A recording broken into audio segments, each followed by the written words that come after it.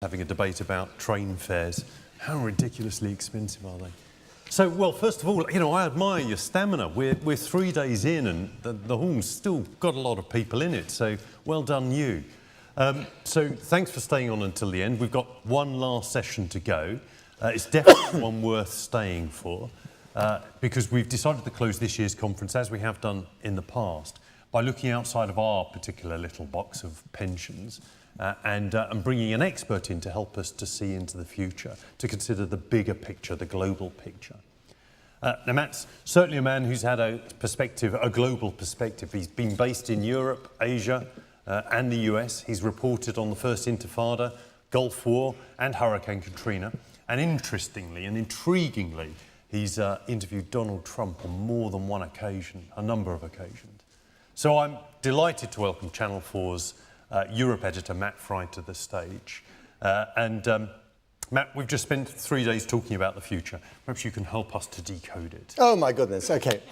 Yes, the future. I'm going to stand up if you don't mind. Please. I get very animated, so I have to move around a little bit. First of all, thank you very much for being the Survivors Club of this conference. And I'm going to dispatch you all onto your trains and your sumptuous lunch with this notion of the New World disorder, which indeed it is. We'll get onto that in a minute. Now, up-to-date news, Richard. So this morning, I don't know how many of you follow your Twitter feed from Brussels. I'm sure very few of you do, but there was some good news for Theresa May this morning, which is that the EU 27 have decided magnanimously to start the talks about the trade talks. So you remember this summit that's taking place in Brussels today was going to be the end of phase one. In other words, the divorce talks are complete, and now we talk about the new arrangements. Who gets to look after the kids, who gets to earn the air miles, you know, the use of the car, the lawnmower, all that stuff that is important with divorces. And as we know, the divorce hasn't quite finished yet. They haven't come to a final figure, you know, was it 20 billion or 60 billion that we have to pay into EU coffers in order to be allowed to be let loose. However, so moved were EU leaders by the image of Theresa Nobby No-Mate sitting on the outside of an EU photo op. And I don't know if you remember the last one, but literally you had there was a brick wall and you had, you know, the 27 leaders, and literally on the left-hand side, oddly enough, wearing a sort of beige-grey outfit that looked rather like the bricks and mortar behind her. So literally fading into the brickwork was our Prime Minister. That is not the way things are supposed to be. And I think Angela Merkel, who's a fundamentally magnanimous creature, and Emmanuel Macron, who, as a fluent English speaker, as a very Anglo-Saxon French president, realizes the importance of keeping the Brits on side up to a point, basically made the decision after some pleas from Theresa May, although if you read the Express this morning, they weren't so much pleas as ultimatums and warnings, to basically include her. So yesterday we had this photo opportunity, which is quite important because it was wonderfully stage managed, where the three M's, Merkel, Macron and May, with May in the middle, were walking down the aisle, as it were, talking to each other heatedly, to give the impression that, in fact, you know, Theresa wasn't on her own. There was real dialogue going on there. And guess what? We, the television industry, fell for it hook, line and sinker. So every single television piece on the news last night started with this particular image. But we also hear this morning that they have decided, all 27 of them, that actually there's no point in being too much of a stickler when it comes to the end of divorce talks. It is actually in everyone's interest, as we've been told by both Brexiteers and reluctant Remainers or Ramoners, whatever you want to call them, that there's a vested interest in everyone kind of inching forward to the next stage. So that is indeed where we are at. However, it should come as no surprise to you that process of stitching up a new trade relationship will take a very long time and will arguably be much tougher than the divorce talks themselves. Because then it's not just the 27 speaking as a whole, as one unit through Michel Barnier. It is each country telling us what they want from us. Now, that might be good on one level, and there are people in the cabinet who believe that this gives us an opportunity to pick and choose and divide and rule. But I wouldn't be so sure. It might also make things incredibly complicated and very drawn out. You know, the Poles want reassurances for their 1 million citizens living here. There's a little bit of doubt about that today. So in the final communiqué from the European Union, it mentions the fact that the European Court of Justice will have some jurisdiction over the rights of EU nationals living in this country. That is something that is a red rag to the Jacob Rees-Mogg bull, right? So that's an issue that has to be sorted out. It has not been sorted out yet, as far as I can tell from the communiqué. The Germans are obviously interested in selling their washing machines and their cars in the UK, and that is a very strong motivating factor for them coming up with a deal. And the German car lobby never tires in telling Angela Merkel that this matters. The French might want something altogether different. The Spaniards are looking for reassurances that Britain won't hint with Catalonia that Catalonian independence might be a good thing. So everyone wants something else from Britain. Now, it is possible, and I remain an optimist, that in this soup, this lettuce soup of Euro confusion, a good deal will emerge. But it's not a given, and it's not going to be easy. And if you're planning, as you all are, for the long term, if you're organizing your business for the next 5 years, this is the last thing you need, this cloud of insecurity and uncertainty hanging over you. Now, I think we'll get there in the end. I am positive that we will. But I don't know, and I cannot be positive, whether what we get at the end of this process is anything better than what we had at the very beginning of it, or before it even started. And if you take a Brexiteer and you pin them up against the wall in the dead of night, and you say to them, just give me a realistic idea of what this will actually look like, often they can't, frankly. They talk about, liberty, and they talk about trade deals with China and India, and about making Britain great again and all that stuff. But actually, realistically, it doesn't ring true to me as an observer of the scene, as someone who knows Europe quite well and travels all over Europe and knows this government reasonably well. I just don't get it.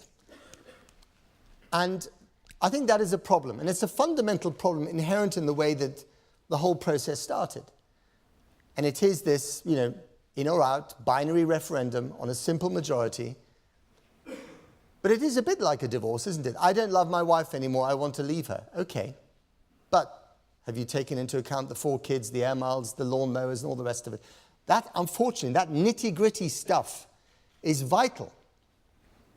And we were never really told about that nitty-gritty stuff. And both sides, both the Remain side and the outside, were economical with the truth, I think would be fair to say. But the final arrangement that comes out at the end of this divorce is vital. It's absolutely vital. It's vital for you, it's vital for business, it's vital for, pensions holders, mortgage holders, workers in this country, for everyone. And the problem here is that there's several problems. Number one is, this is a divorce without a divorce court. It's basically, the estranged husband talking to the estranged wife, and there's no one in the middle to sort things out. Now, there may be arbitration along the line, especially about the figure that we have to pay. But at the moment, it's just us against them. And it's very easy in that kind of environment to drop words like the enemy or those people over there in Brussels, to think of them as the other. The second thing is that this incredibly delicate negotiation, the most delicate existential negotiation that we've ever had since the end of the Second World War, takes place in a toxic political environment where you have, the Daily Mail against the Guardian, families divided over the existential question of Brexit, and you have a leadership battle constantly prowling over the horizon, and a cabinet deeply divided about what kind of Britain it sees at the end of this process. That is not a very strong position to be in if you're negotiating. It just isn't. Whatever, you hear from optimists in the cabinet, Boris saying, go whistle, that is just not a good position to be in. I think we have to be honest with ourselves. Even though there might be some bespoke deals in the offing, the Poles want this and the Spaniards want that and the French want something else, at the end of the day, what we have learned in the last few months is that the EU operates, speaks through the voice of Michel Barnier, as an economic superpower. And if it's you against an economic superpower, you're going to have a tough time. Just ask the Canadians or the Mexicans dealing with the United States over NAFTA 20 years ago, whenever that was. That's going to be a very tough negotiation. So let's assume, in the interest of optimism, we get that done. And we end up with a good deal, a good trade deal with the EU. And let's assume, again, high on optimism, that we can then get it done quickly. The whole shtick was that we would then also be able to deal bilaterally with China and India and all those emerging economies in a great global trade relationship. How easy do you think it'll be dealing with the Chinese? They're some of the toughest negotiators on the planet. How easy do you think it's going to be dealing with the Indians? And the slightest whiff of some sort of colonial, post-colonial entitlement will make them allergic to us. How easy do you think it'll be dealing with America? America first. America, America, America first. That guy is not easy to deal with. And people around him, underneath him, have been given the message that this is about America first. And I'm afraid Britain first doesn't really come into the equation for them. We've seen this with the Bombardier deal. Tariffs of 236% suddenly imposed because American corporate real estate, Boeing aircraft, are upset that Bombardier is getting a special deal. So these are all cautionary tales. Now get back to that image of the 3Ms walking down the aisle in Brussels yesterday. One of the reasons why I believe, and I've not read this analysis anywhere, so this is my own original thought. Very rare that a journalist can say that because we're tribal creatures. My own analysis is this, that Angela Merkel, especially, but also Macron, are, one, horrified by what's happening in Washington. And the Iran deal that was scrapped by President Trump last week, and he didn't tear it up completely, but he basically said, I'm not going to certify this thing, it has to go back to Congress. Unless Congress makes it a lot tougher, it'll die. So essentially, you're passing the buck and killing it off at the same time. You're killing the puppy, but you're letting the neighbors do it for you. Which is, by the way, what he's done with a whole range of issues when it comes to trade and international, agreements. This is not good news. America is suddenly not worth the piece of treaty paper on which its signature has been penned. The first people to come out and condemn what Trump did last week over Iran were the Brits, Boris Johnson, Emmanuel Macron, and Angela Merkel. Macron accepted an invitation to go to Tehran, which no French president has done since 1979. And of course, partly it's because of business deals. There are lots of French companies, German companies, some British companies that want to do deals in Iran. There's money to be made. But they also realize that if this agreement goes, then there is a real danger of an arms race, a nuclear arms race in the Middle East between the Sunni superpower Saudi Arabia and the Shiite superpower, if you want to call it that, Iran. That is bad news for all of us. Because the fear is that America first increasingly means America alone. Now, we were told yesterday, when the 3Ms walked down the aisle, that what they were talking about wasn't Brexit, it wasn't the divorce papers or whatever else. It was actually the Iran deal. So imagine if you're the British Foreign Secretary or you're the British government, instinctively, geopolitically, you are on the side of your fellow European allies. You want to be with France and Germany when it comes to some of the really big questions. Trade agreements, the global ones, I'm not talking about Europe, international security, obviously terrorism, cyber warfare, how to handle North Korea, don't kick sand in their face, how to deal with Iran. Don't shred what is an incredibly, it's a flawed, but it's a pretty good arrangement considering what was going on before. So Britain finds itself instinctively wanting to side with its European allies on foreign policy, but in terms of everything else, it's turning its back on its habitat, on its nest. That puts us in a very tricky position. And I think, Angela Merkel has clocked this, Macron has clocked this, I think Theresa May has clocked this. And so is it possible that we can somehow be both outside the EU but still function with Europe on matters of foreign policy and defense policy? I think that is a hope in the cabinet, but it's not easy because emotionally we have said goodbye to this club. So this is another issue, I think. But it might help us. You might convert that into negotiating currency over the next few months and years. But I wouldn't necessarily bank on it. So we're in this very, very delicate situation. Now, we get obsessed with Brexit as journalists, and we follow every nuance of these talks, and it's unbelievably tedious. When we look at, audience figures, literally you can sort of track them minute by minute. And the minute we mention the B word now, they fall off a cliff. It used to be just Europe. Now it's Europe and Brexit. Bang, down they go. You mention Harvey Weinstein, they go up again. Thank God for Harvey Weinstein, at least on that level. That's about it. So it's very hard to make this stuff palatable. I mean, luckily I can't see your eyes glazing over because the lights are so bright. But it's important, and it can be very tedious, and it's going to go on like this for a very, very long time. And we're not helping.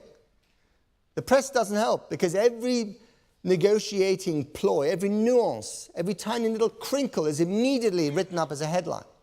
And can you imagine negotiating as business people, as pensions managers, and every time you've got the world's press hanging over your shoulders and, reinterpreting, over-interpreting the theology of Brexit. I mean, it's tedious, but that is, I'm afraid, one of the prices we have to pay in an open, accountable, transparent society.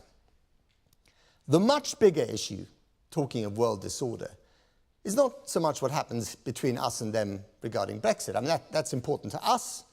It's sort of important to Europe. But the bigger one is, of course, what happens in the United States.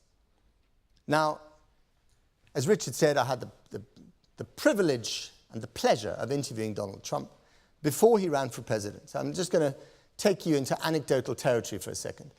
So Donald Trump, this was in 2013, he had already been flirting with a run for the White House a couple of years beforehand, decided not to do it because he didn't think he could win, frankly. And he said, I'm going to not do this anymore. But then he started thinking about it again. And I interviewed him on the 58th floor of Trump Tower, which is actually surprisingly elegant. We're talking soft furnishings, corporate law office, top pensions fund, can you imagine? Nice paintings on the wall, no golden taps, no golden sofas. The corporate office is tasteful. The guy turns up, he's very tall, he wears the red tie that's far too long. He never does up his middle button, which really upsets a lot of Republicans because they're quite formal. It's always like, you know, in American legal dramas, lawyers are always getting up and they always do up their middle button. Trump, I can't because I'm too fat. Trump never does that. It just bounces open. You kind of think, surely he can afford a tailor who can, tailor him a proper suit. But no, he, as a friend of mine said, who is a Republican, Trump's a slob. He's a bit of a slob. Yeah.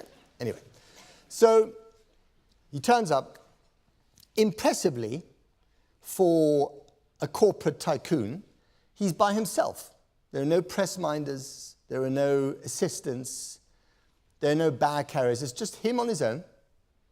And he has a little tape recorder, which he puts on the huge glass table. And he says, just for the record. And I say, that's fine. And then he wants to look at the monitor to see if he looks okay. And we reassure him that he does. And we start the interview. And he insisted on being called Donald. And I said, Mr. Trump. Not getting ahead of my time there. And Mr. Trump, I said, I gather you hate germs. And he said, yes, I hate germs. And I said, well, I agree. I really don't like them very much either. And then I said, I gather you hate shaking hands. He said, I hate shaking hands. And I didn't notice that when he came in, he didn't shake my hand. It was just like a sort of little almost a curtsy from me.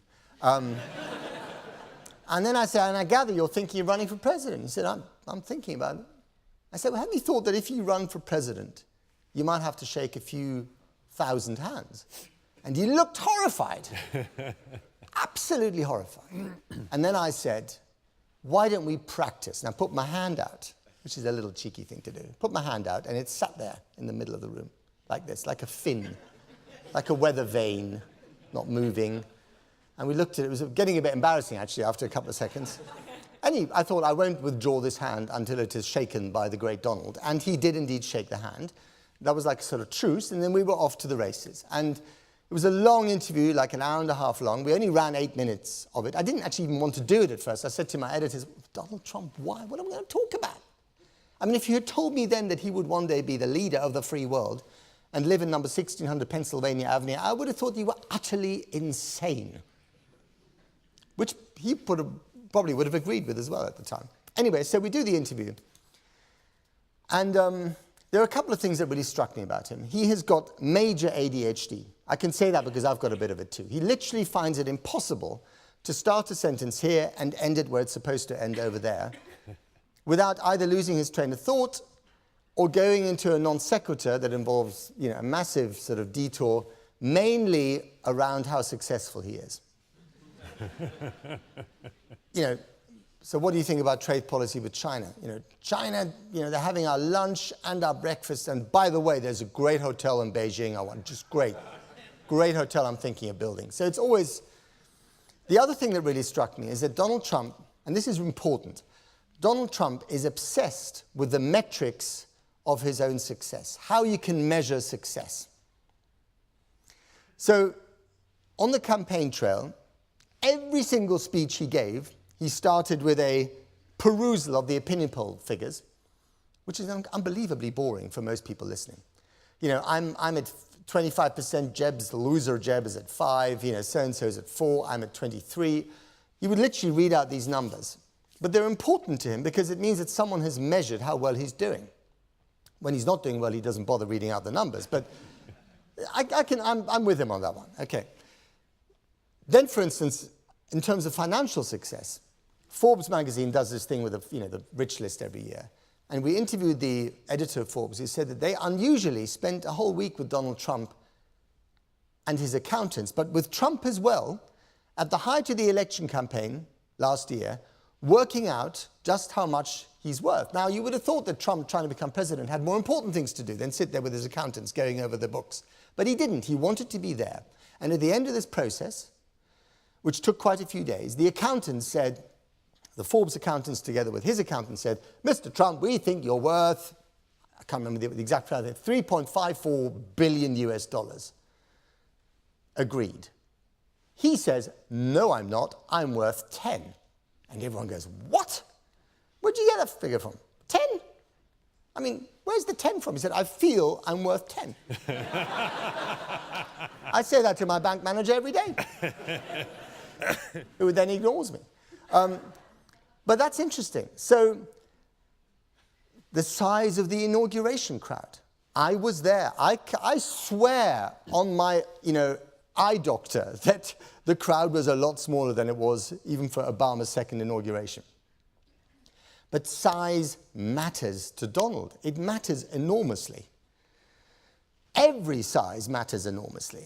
And so it has to be measured somehow.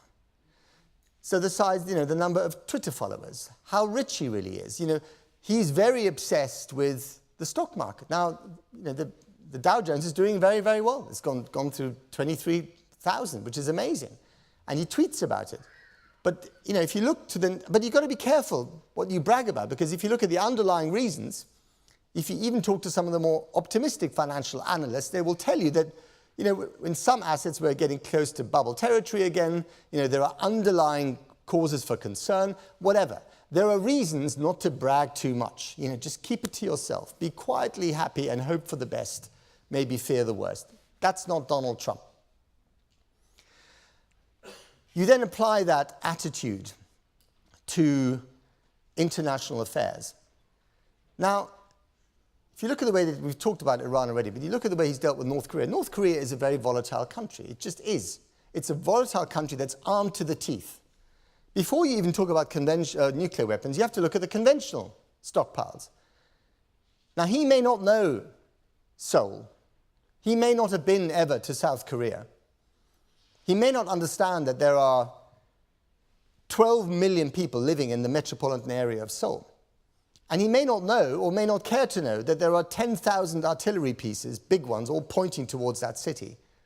Not so far away. I mean, it's 35 miles away that you have the end of the DMZ and the beginning of North Korean artillery positions. So this, I mean, the place can be flattened, basically, in an afternoon, not by a nuclear weapon, but by conventional weapons. And North Korea has form on this front. They have at times done extraordinarily brazen and violent things to the South Koreans, who they are still officially at war with. So this is a delicate situation. This is a Fabergé egg of geopolitics. You don't start kicking it around like a football. It's just not a good idea. And if you're thin-skinned and narcissistic, the way that Donald Trump is, and you're dealing with a dude over there who's also pretty thin-skinned and narcissistic, by all accounts, well, that's a match made in hell. And if you then try and leverage the Chinese to get involved by insulting them, that's also perhaps not the best idea. But the trouble with Donald Trump is that even though he's got some great advisors around him, and Condi Rice, who I saw the other day, who's former Secretary of State, very savvy woman, said the advisors around Donald Trump are better than the team that Bush had accumulated around him, including herself. You know, Tillerson, Mattis are two of the best in the business. But, was my question, is he listening to them? And she said, I hope so. It's like a medieval monarchy. The kingdom, the court of Mad King Donald. What's he going to do today? Is he going to tweet? Did he pass a motion this morning? How worried should we be? If you read accounts of King Henry VIII, Tudor policy was dependent on his bowel movements, and they were not great towards the end of his career, I have to tell you. Right? So we're dealing with something similar. Instead of bowel movements, we have Twitter feeds and watching too much cable television. Now, this is all very unsettling. And so we can talk about, I'm a historian supposedly by training, although I can't remember really a single historical fact of my Oxford degree. But what I do remember vaguely is that history is the interaction of broad movements, economic developments, socio-economic developments, the tectonic plates of humanity shifting, and then occasionally, crucially, they interact with the decisions of individuals. And those decisions made by individuals are dependent on how they felt that morning, whether their wife was being nice to them or their husband, what were they trying to achieve in terms of legacy, all that detailed stuff. And that's where the interaction of Donald J. Trump and humanity becomes very important, because we are in shifting territory here. The ground is shifting. You've got one emerging superpower, China. You've got one superpower that's engaged with a containment of decline. That would be America. You've got us in the middle, and then Britain in the middle, somewhere to the side maybe, drifting into the Atlantic, or maybe not. These are the broad movements. And then you have a fairly volatile man with what I would call bellicose isolationism. America both wants to withdraw from the world, but also threaten the world when America's interests are not respected. That is a really strange combination. We're no longer part of the Neighborhood Watch Committee, but we've got some really mean dogs that we're going to send out, and they'll bite your puppy unless you give us your garden gnomes or whatever. So that is where we are. Endlessly interesting, fascinating, sometimes entertaining if you're a journalist, a bloody nightmare if you're trying to organize a pension. Okay. Sorry. Come on! I have no idea. Okay, perfect. So I hope you have some questions. And I won't let you go to lunch unless you have some. So come on, let's hear it. Who's got a question? Yes, gentleman over there. We've got some microphones coming around there. Number Microphone four. number 4. Gentleman number 4. There we go. Hello. Good afternoon. Very quick question. My name's Clive Payne from Jupiter Asset Management. What about Putin? Have you got any comment on Putin? Who's listening? That's what I want to know. I tell you one thing. So I did this documentary this week on Channel 4. You can watch it on catch-up if you missed it, which I think you did. It was about Russia and Trump. Was there collusion? Did they get, and the conclusion was essentially there was up to a point. But what we didn't find was the smoking gun that said, Donald Trump did this and that's why he's in the White House. Anyway, I was filming this thing in Moscow, and my security people said, do not take your iPad. And actually don't even take your mobile phone. And if you do take a mobile phone, don't even switch it on because someone will listen in. So of course I stupidly took both the iPad and my mobile phone. And the hotel safe was very small, so the iPad didn't fit in, so I sort of dug it under a pillow. Anyway, it was gone. Someone nicked it from my room. And I said to the manager, I said, excuse me, Mr. Manager, Igor, excuse me, my iPad has been stolen from my room. And he literally, without looking at me, said, happens. So the theory is that some gentleman or woman working for not the hotel but someone else came in and lifted the thing. Luckily, there was nothing incriminating on it, apart from a few family pictures that weren't saved on a cloud, so my kids are upset, but anyway. So there's an element of frothiness there. What does Vladimir Putin want? Vladimir Putin wants to make Russia great again, right? He wants to right the wrongs against Mother Russia.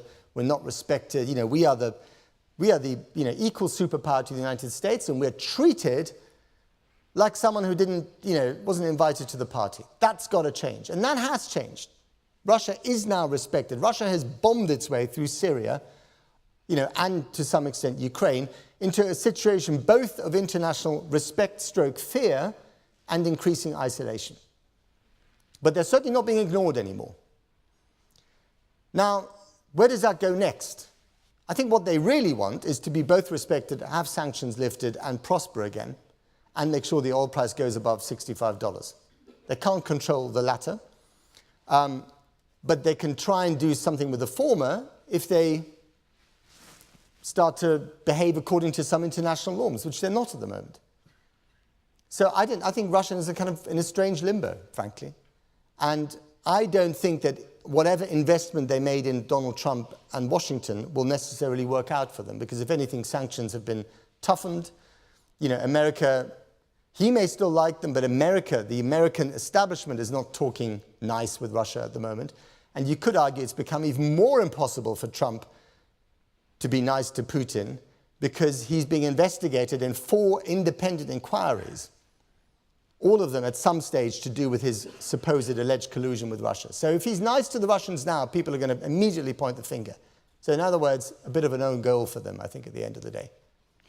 We're going to go to number 2 over there next, and then Yes. number 3's at the top Number of 2. there afterwards. Mr. Frei, Yes. I get all my news from Channel 4, which Poor I you. really enjoy.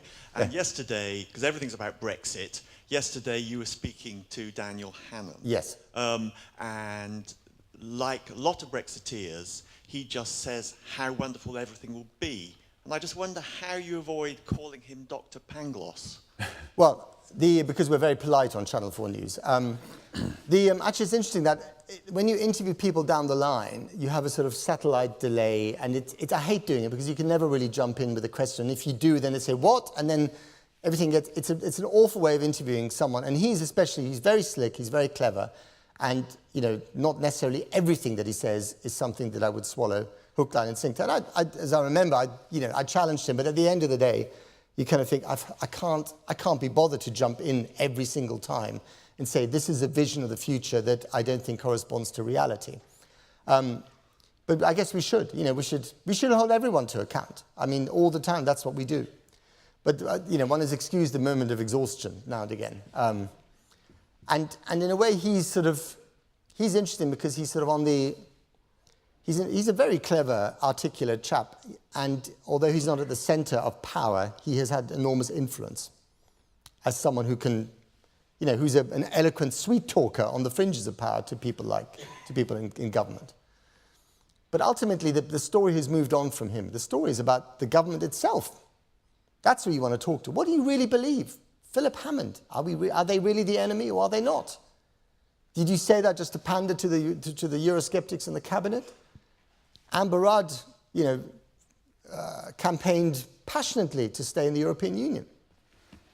Her brother was one of the, campaign chairmen and fundraisers, chief fundraisers. What do you actually think?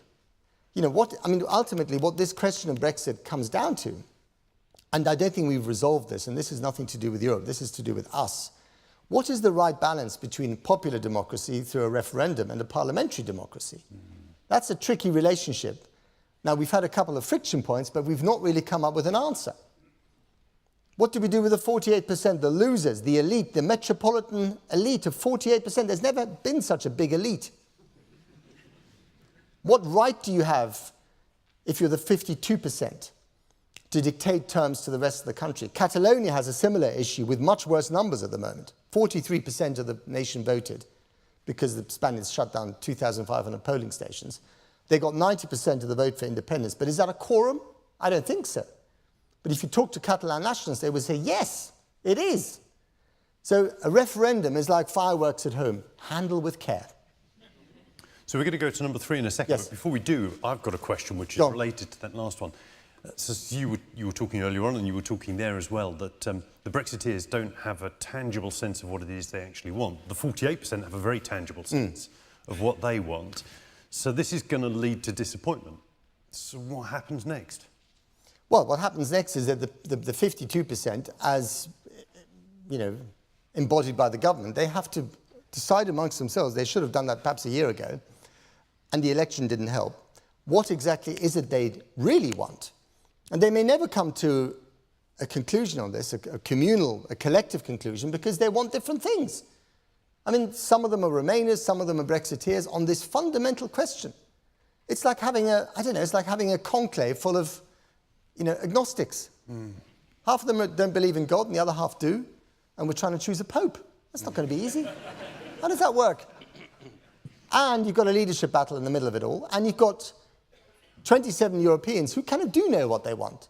And it's that very thrilling sense of the status quo, with a few, there are problems there too. Let's be honest, the Eastern European flank, Poland, Hungary, they represent real issues to Brussels as a challenge to the community of values that the European Union supposedly is. Big issue that they're not dealing with as much as they would like to now, partly because they don't want to, maybe because they can't, but also because Brexit, which is mostly an annoying distraction, can also be quite a useful one. Okay, so can we go to number 3?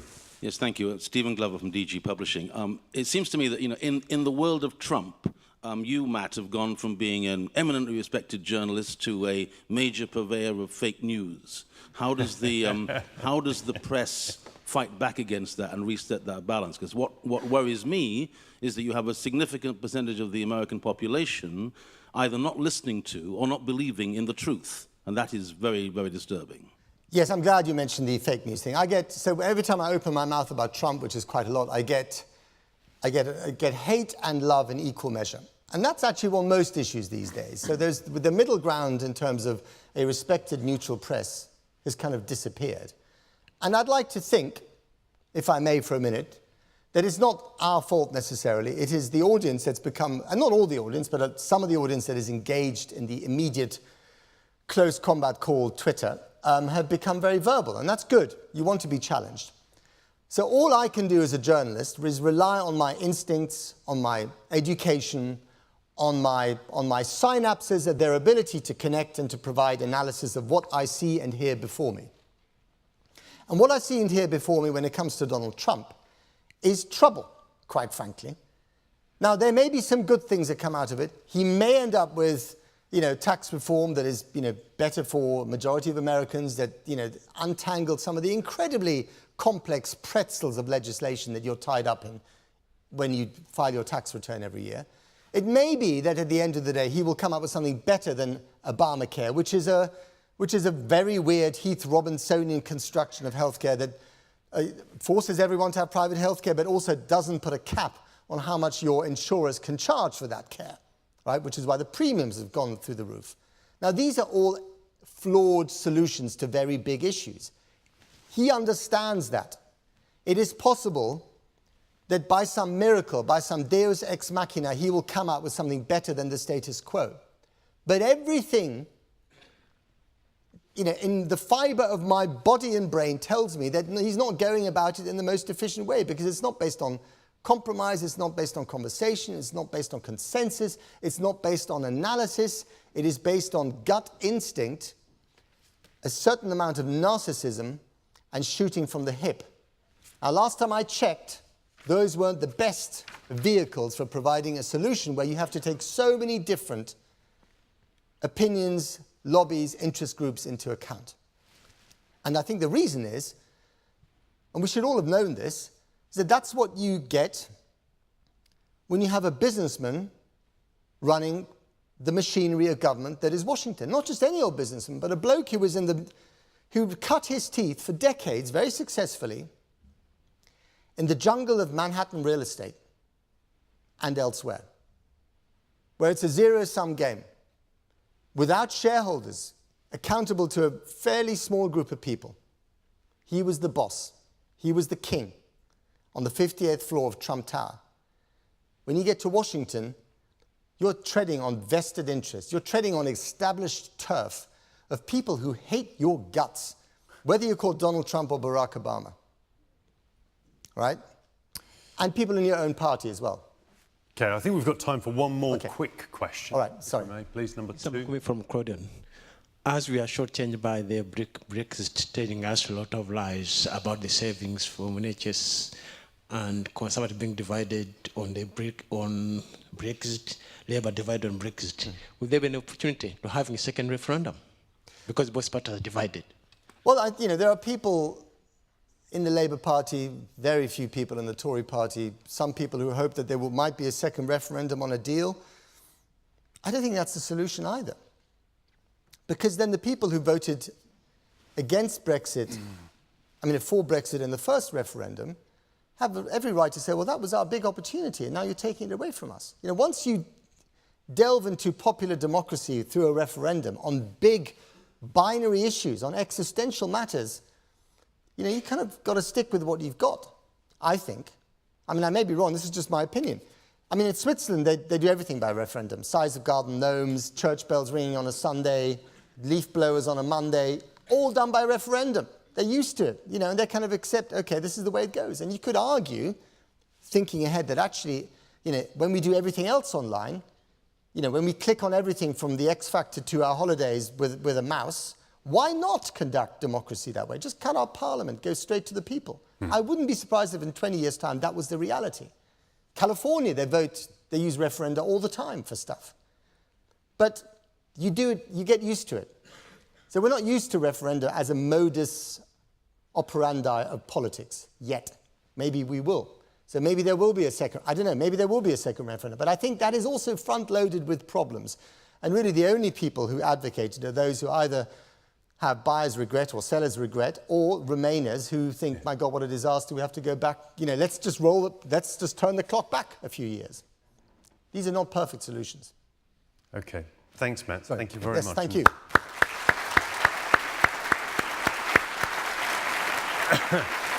Thank you.